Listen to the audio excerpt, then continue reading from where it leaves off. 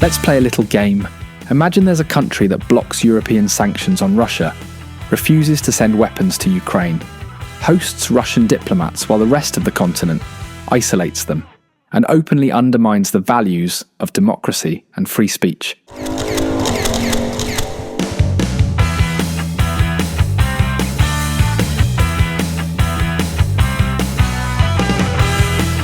Now imagine that country receives billions of euros every year from the European Union, paid for by the taxes of citizens in Berlin, Paris and Stockholm.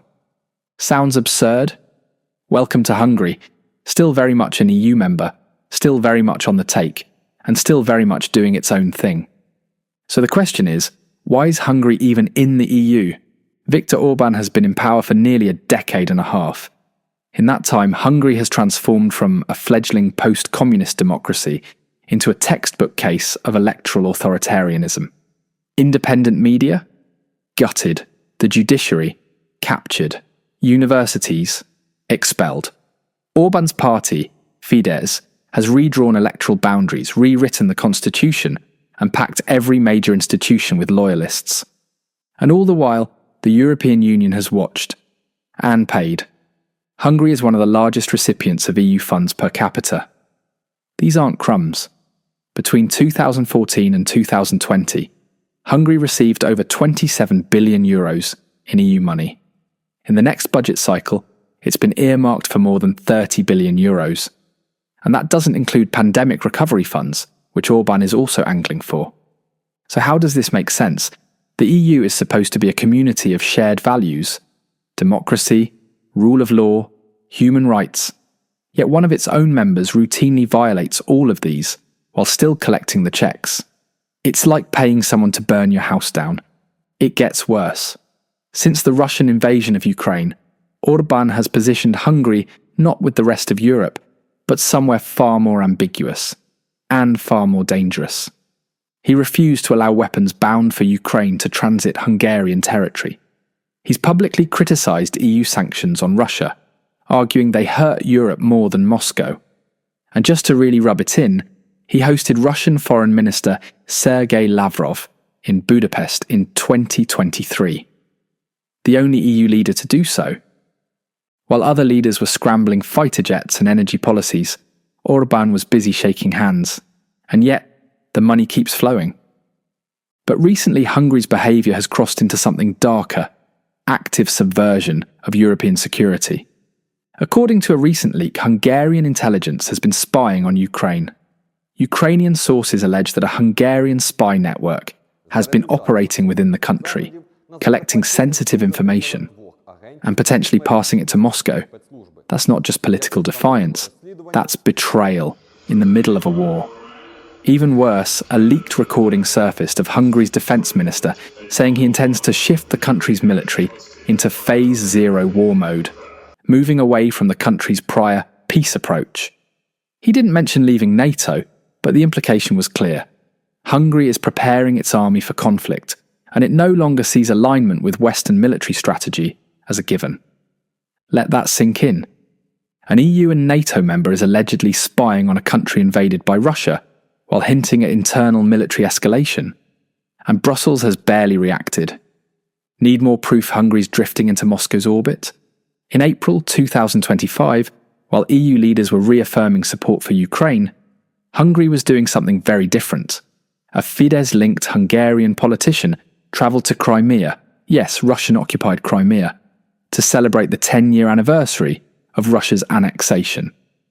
Not only that, he gave a speech on Russian television praising Russia's liberating role and condemning Western arrogance. The same week, another Hungarian delegate met with Kremlin officials in Moscow and was photographed proudly holding a flag that read, "Crimea is Russia." These weren't rogue actors. These were figures connected to Orban's ruling party, speaking on behalf of a government that still sits in EU Council meetings. Now, to be fair, the EU has tried to act. In 2022, Brussels froze billions in funds citing Hungary's rule of law violations. They demanded reforms, transparency in procurement, anti-corruption measures, judicial independence. Hungary played along just enough to unlock some of the cash. But it was a game, a transactional negotiation, not a principled stand. Because here's the truth, the EU is afraid of Orban. Why? One word, veto. The EU requires unanimity for most big decisions, sanctions, treaties, foreign policy. And Orban knows it. He's blocked joint EU statements on Ukraine. He's delayed funding packages for Kyiv. He's threatened to hold up Sweden's NATO accession. In every case, his message is clear. Pay me, or I say no. It's political blackmail and it works. There's another reason the EU won't go nuclear. They're terrified of a Hungarian exit. A Huxit, even if unlikely, would be a symbolic disaster. After Brexit, the EU has zero appetite for another fracture, especially in the middle of a war on its eastern flank. So Brussels bends. It makes deals. It hopes Orban will moderate. He doesn't. What he does instead is weaponize EU money. The billions Hungary receives aren't just lining state coffers, they're entrenching a regime. EU funds have built roads, railways, stadiums and schools, but they've also been funneled through companies owned by Orban's allies and family members. A recent EU anti-fraud report showed Hungary had the highest rate of irregularities in how EU money was used. In other words, the taxpayer money sent from Brussels is often captured by a political machine. It's the European equivalent of feeding the beast you're trying to tame. And here's where it gets really uncomfortable. Because Orban isn't just Hungary's problem anymore, he's Europe's. At a time when the EU is trying to present a united front against Russia, against economic stagnation, against creeping authoritarianism. Hungary is the weak link, and everyone knows it. But no one wants to say the obvious, that maybe Hungary no longer fits in the EU as it exists today. Because let's face it, if Hungary were applying for EU membership today, it wouldn't even pass the first round. It would fail on democracy, on transparency, on media freedom, on judicial independence. The very criteria the EU uses to assess new members would disqualify one of its oldest ones. And yet, there it is, vetoing policy, pocketing money, and allegedly spying on its neighbours.